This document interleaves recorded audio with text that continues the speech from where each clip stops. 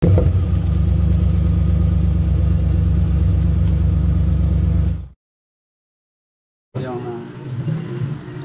status mo ng delivery.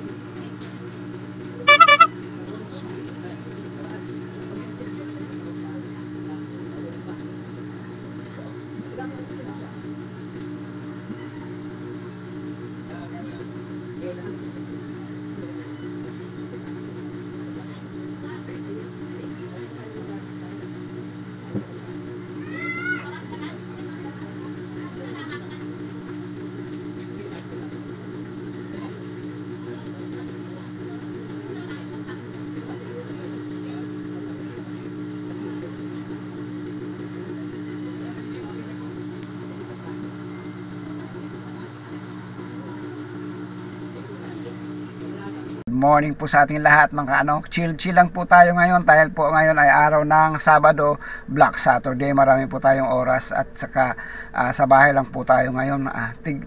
Bigyan natin ng pansin yung ating pagbablog kasi nga medyo matagal na po ako hindi nakapag-vlog. So good morning po sa ating lahat, doon sa mga customer ni Lalamove, doon sa mga customer ni Transportify, magandang umaga po sa inyong lahat. So pag-usapan natin yung tungkol sa strategy ni Lalamove at saka strategy ni Transportify. Actually, yung strategy ni Lalamove, 'di ba? Nakita naman natin yung si Lalamove na mayroon siyang pa-double booking, triple booking kung halimbawa may savers kang kinuha. So hindi lang triple booking kundi apat na booking pwede mo siyang gawin sa Lalamove. So yun nga lang, medyo bumaba yung kanyang yung kanyang delivery fee. Kadalasan wala po talagang base fare, mayroon pong base fare, mangilan-ngilan na lang.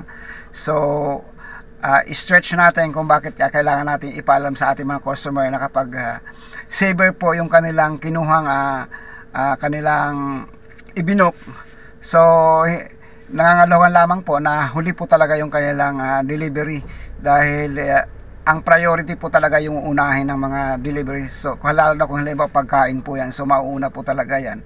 So disclaimer ko lang po na kapag pagkain po yung ating kinuha bilang mga delivery driver o riders, kapag po pagkain po ang ating nakuha, dapat po pagkain din po yung isasabay natin. Ganun po yung yung arrangement nila Lalamove. At saka pagkain, priority po talaga yan kasi baka po mapanis. So yan po yung mga dapat atin intindihin para hindi po tayo magkaroon ng problema doon sa ating customer, kasi kadalasan yung mga pagkain na yan, hinahabol po yan, may oras po talaga yan. So tanungin na lang po natin kung hanggang kailang oras, kung halimbawa hindi natin sigurado kung pwede natin sabayan yung pagkain na yan. Pero kadalasan pag pagkain po talaga yan po ay dapat priority para hindi po tayo magka-problema, kasi pag napanis po yan baka tayo magbayad, mauubos yung mga natin doon. Alam mo tawag dito doon sa mayroon tayong binigay na dati 3.5 yun, 'di ba, sa ating mga apps bago tayo makapagbiyahe, 'di ba? So babawasan po 'yan doon. Ibabawas po 'yan kung halimbawa tayo po ay napanisan ng pagkain at nag-complain si customer at saka tayo ay may kasalanan. O 'yan, mababawasan po talaga 'yung tawag po 'yun ay deposit po natin. So mababawasan po 'yan. So balikan natin si strategy ni Lalamove. So doon naman po sa mga maliliit na sa maiksing deliveries na ginagawa ni Lalamove, kadalasan po wala talagang base fare. So kung halimbawa customer po tayo na nagbubook tayo tapos walang base fare doon sa maiksing delivery, sana po lagyan natin ng base fare kasi nakikita ko kasi minsan ang tagal bago makuha, minsan hindi nakukuha sa buong araw kasi nga sino kukuha doon sa binubook nyo na walang base fare? Lapit-lapit lang, minsan 100 pesos lang, tapos ang dami nyong ipapakarga, puno sa sasakyan, tapos 100 pesos lang. Mas malaki pa yung niyan yung bayad ng kung halimbawa magpapakarga ko sa kariton, tapos ikakarga ko yan, mas malaki pa bayad ko sa kariton. Minsan 300 binabayad ko sa palengke kung halimbawa nagpapadeliver ako, tapos sa kotse 100 pesos, minsan 7 kilometers 100 pesos lang, di ba? So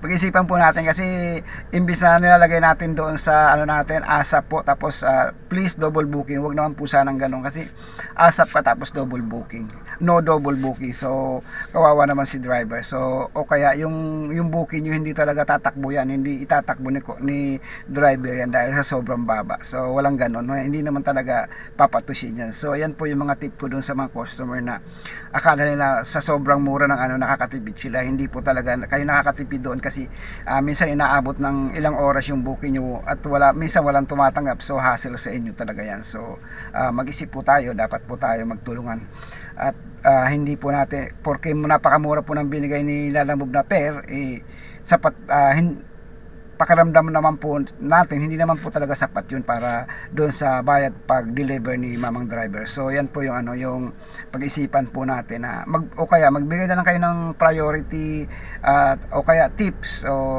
para makuha yung booking nyo kasi alam nyo naman sila Lalamove minsan yung strategy isablay talaga kasi isipin naman natin na yung mga driver kinangailangan din ng kita yan, hindi naman pwedeng bumiyahe lang siya tapos wala naman siyang kita, so parang nagsayang lang din siya ng oras siya, tsaka yung maintenance ng sasakyan niya napakahirap din naman mag-maintenance ng sasakyan, lalo na kung ang sasakyan mo is 5 years old and above, so marami ng maintenance talaga yan, so baka negative ang mangyari kay driver, so hindi talaga siya babiyahe. So yan po yung tip natin doon sa mga customer na minsan hindi natin namamalayan na may nagagawa na pala tayong hindi na kumikita si driver. So ayan po yung at doon naman po sa mga driver na may mga ganong nakikita, so sabihin lang natin sa driver na baka si customer na baka naman po pwede natin dagdagan kasi sa totoo lang hindi po talaga kami kumikita sa ganyang so nasa pag-uusap naman yan,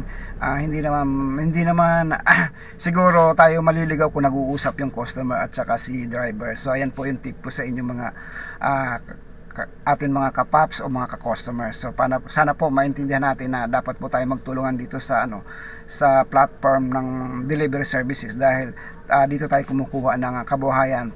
Para sila naman po tayong umaasa dito na yung services ng bawat isa ay kikita dapat tayo parehas. Dapat po tayo hindi tayo naghihilahan pababa. So maraming salamat po at kung nagustuhan niyo po yung video na to, sana po mag-subscribe po tayo para po sa susunod na upload ko ng mga aking mga video ay ma-notify po kayo, and sana po